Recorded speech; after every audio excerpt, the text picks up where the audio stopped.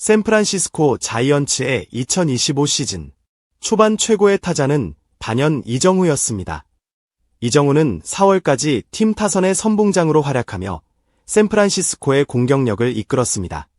하지만 5월에 접어들면서 기세가 꺾였고 그 사이 엘리언 라모스가 놀라운 타격감을 앞세워 팀 내 최고 타자로 떠올랐습니다.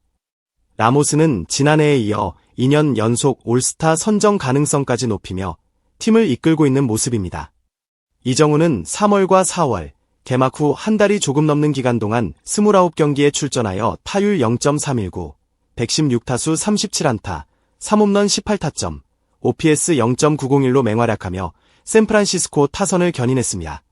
특히 뉴욕 양키 스타디움에서 연타석 홈런을 터뜨리며 전국적인 관심을 모았고 홈구장 오라클 파크에서 결성된 팬클럽 후리건수도 뜨거운 화제를 불러일으켰습니다. 그러나 5월 들어 이정후의 기세는 주춤하기 시작했습니다. 5월 25경기에서는 타율 0.224, 98타수 22안타, 3홈런 13타점, OPS 0.614로 다소 부진한 성적을 기록하고 있습니다.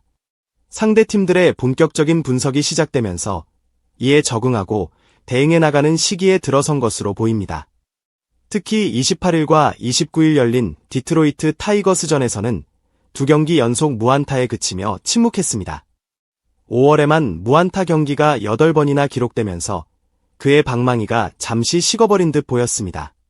시즌 누적 성적은 55경기 타율 0.276, 214타수 59안타, 6홈런 31타점, OPS 0.770으로 전체적으로 나쁘지 않은 기록을 유지하고 있지만 4월 한창 좋았던 타격감과 비교하면 다소 하락한 수치임은 분명합니다.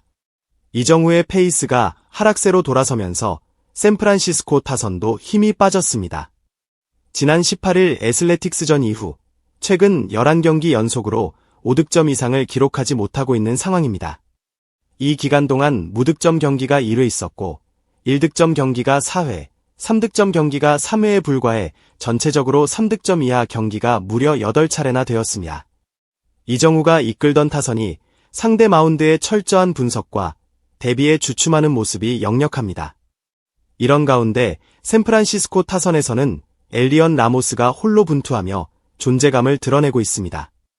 지난 29일 디트로이트전에서도 라모스는 시즌 14호 홈런을 포함해 5타수 3안타 2타점으로 활약하며 팀 공격에 힘을 보탰습니다. 이날 경기에서 3회에는 좌전 안타, 5회에는 좌중월 투런 홈런, 7회에는 다시 좌전 안타로 멀티히트를 기록하며 절정의 타격감을 과시했습니다.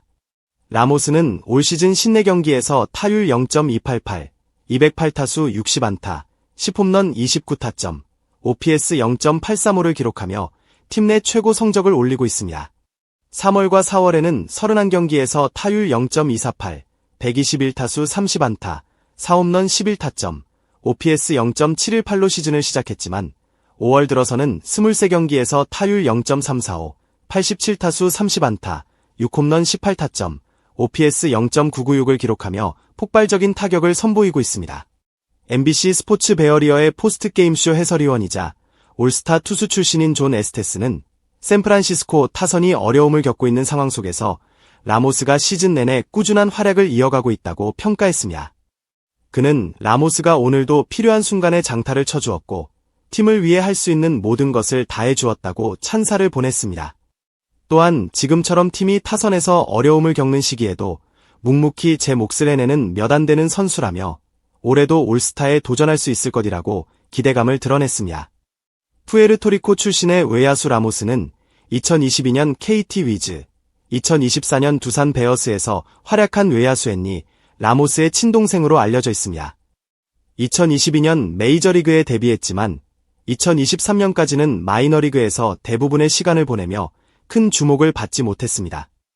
당시 2년 연속으로 1할대 타율을 기록하며 메이저리그에서 별다른 인상을 남기지 못했지만 지난해 이정후가 어깨 부상으로 시즌 아웃된 뒤 찾아온 기회를 놓치지 않았습니다.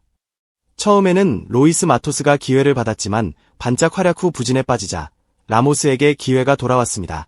중견수와 좌익수를 오가며 활약한 라모스는 120경기에서 타율 0.269, 475타수 128안타, 22홈런, 72타점, OPS 0.792로 자신의 잠재력을 폭발시키며 올스타에도 깜짝 발탁되었습니다.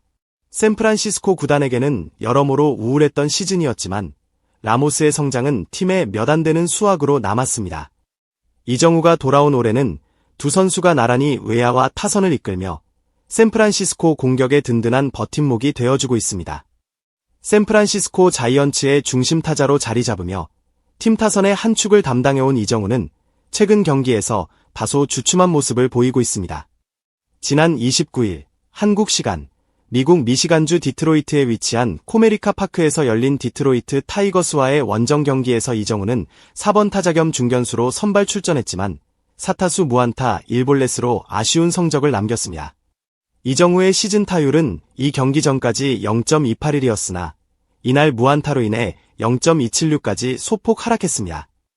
이정우는 이날 경기 내내 정타를 만들어내지 못하며 고전했습니다. 상대 투수의 체인지업, 직구, 커브 등 다양한 구종에 막히며 뜬공과 땅볼로 물러났고 7회 초 볼넷으로 출루하긴 했지만 후속 타선의 침묵으로 득점으로 이어지지 못했습니다. 결국 샌프란시스코는 3대4로 패하며 3연패의 늪에 빠졌습니다. 현지 매체들은 샌프란시스코의 최근 부진한 경기력에 대해 언급하며 샌프란시스코는 트레이드 시장에서 외부 보강을 진지하게 고려해야 할 시점이다. 팀 공격력이 개선되지 않는다면 순위 유지는 물론 포스트 시즌 진출도 장담할 수 없다는 비판적인 분석을 내놓았습니다. 한편 LA 다저스의 김혜성 역시 최근 팀 내 입지가 눈에 띄게 좁아지고 있다는 평가가 나오고 있습니다. 이날 오하이오주 클리블랜드의 프로그레시브 필드에서 열린 클리블랜드 가디언스와의 원정 경기에서 김혜성은 벤치에서 대기했지만 출전 기회를 잡지 못했습니다.